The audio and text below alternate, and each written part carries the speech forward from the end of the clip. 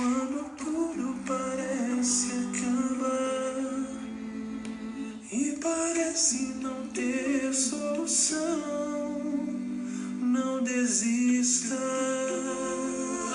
Deus tem sempre um plano. Se você já se sente sem forças e acha mesmo que não vai suportar, não desista, não. Olá, irmãos e amigos. Estamos juntos mais uma vez para o nosso café com Deus. Meu nome é Edivaldo e hoje gostaria de compartilhar mais uma meditação baseada no livro de Atos, capítulo 20, versos de 1 a 6. Assim diz a palavra do Senhor. Cessado o tumulto, Paulo mandou chamar os discípulos e, depois de encorajá-los, despediu-se e partiu para a Macedônia.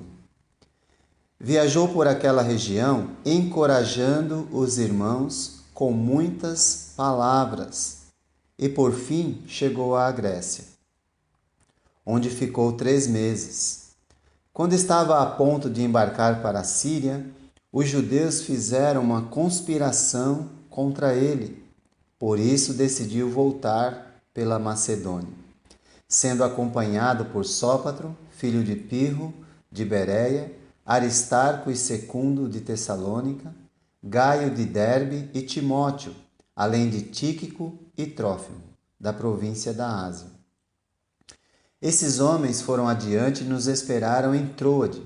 Navegamos de Filipos após a festa dos pães sem fermento, e 5 dias depois nos reunimos com os outros em Troade, onde ficamos 7 dias.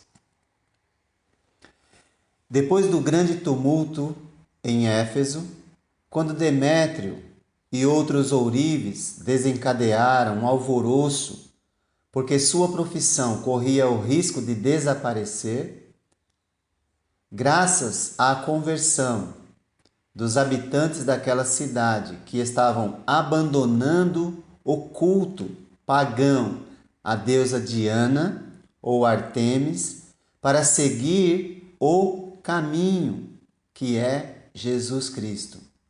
Paulo, então, depois de ter feito esse maravilhoso trabalho, decidiu sair de Éfeso. E ele partiu para a Macedônia e seu propósito era encorajar os irmãos com muitas palavras.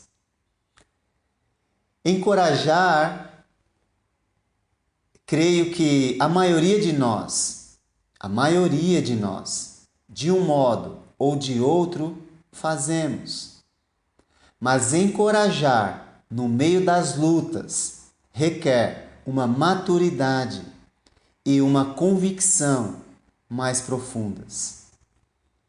Porque o natural no meio das lutas é ficarmos para baixo e aceitarmos a pressão das lutas, que levam muitos ao desânimo e desencorajamento.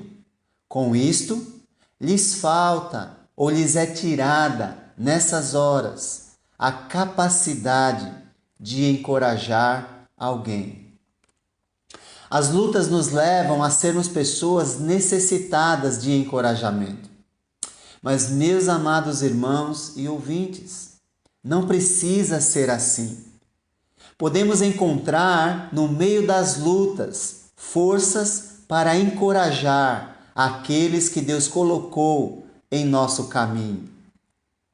Eu me lembro das palavras do apóstolo Paulo, inspiradas pelo próprio Espírito Santo, que diz em 2 Coríntios 1, 3 e 4: Bendito seja Deus e Pai de nosso Senhor Jesus Cristo, Pai das misericórdias e Deus de toda consolação, que nos consola em todas as nossas tribulações, para que, com a consolação que recebemos de Deus, possamos consolar os que estão sendo atribulados. Nós encontraremos forças no meio das nossas lutas para levar encorajamento aos outros quando compreendermos que Deus sempre está do nosso lado, nos consolando de algum modo em nossas próprias tribulações. Você lembra que em Atos 18, de 9 a 11, nós já meditamos nesse trecho. Paulo ficou desanimado em Corinto e Deus providenciou palavra de ânimo e encorajamento a ele, garantindo a sua presença. E ele continuou por mais 1 ano e meio naquela cidade, pregando a palavra com coragem e levando encorajamento aos que estavam aceitando o caminho, Jesus. Se nós tivermos convicção de que a presença de Deus está do nosso lado o tempo todo o tempo, nada fará com que nossas palavras sejam diferentes das palavras que Paulo levava aos irmãos no meio das suas próprias lutas.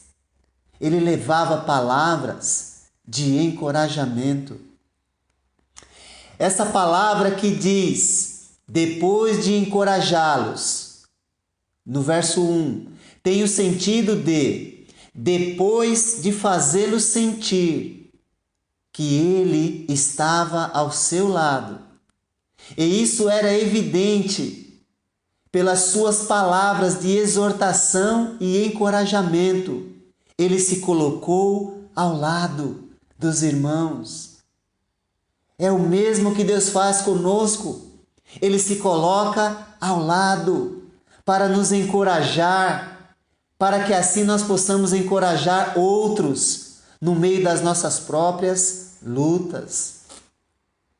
Sabe, irmãos e amigos, de vez em quando precisamos sentir que alguém está do nosso lado para nos incentivar e encorajar. E se cremos que Deus é fiel e disse que estaria conosco, que estaria ao nosso lado, Ele sempre providenciará para que essa necessidade que temos seja suprida. De algum modo Ele fará. E para que nós, sendo motivados, sendo encorajados, no meio das nossas próprias lutas, nós possamos encorajar aqueles que Deus coloca em nosso caminho. Por isso, sabe, irmãos e amigos, eu aprendi recentemente que não vou orar mais pedindo a Deus que esteja comigo. Sabe por quê? Porque agora minha oração é de agradecimento, porque eu sei que Ele sempre está comigo o tempo todo o tempo. E isso me dá condições de, mesmo no meio das minhas próprias lutas, levar palavras de encorajamento aos que Deus coloca em meu caminho. É isso que Ele espera de mim. Não peço mais que Ele esteja comigo, porque eu sei que Ele está comigo o tempo todo. E eu agradeço todos os dias pela sua presença. Eu não sei qual é a sua luta. Eu não sei o que você está passando. Mas se você é discípulo de Jesus, está no caminho, que é o próprio Jesus, lembre-se, Ele disse que estaria ao seu lado até a consumação dos séculos. O que Ele espera é que eu e você passemos a crer nisso e passemos a crer que nossas lutas e tribulações serão usadas por Ele para nos preparar e capacitar, para levar palavras de ânimo e encorajamento para aqueles que estão sendo atribulados e que estão entrando no caminho, que é o próprio Jesus.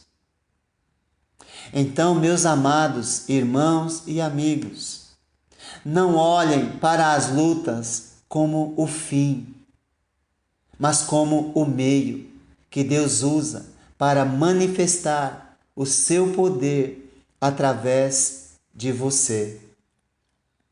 Você foi comissionado por Deus, no meio das suas lutas, para estar ao lado daqueles que estão passando por tribulações.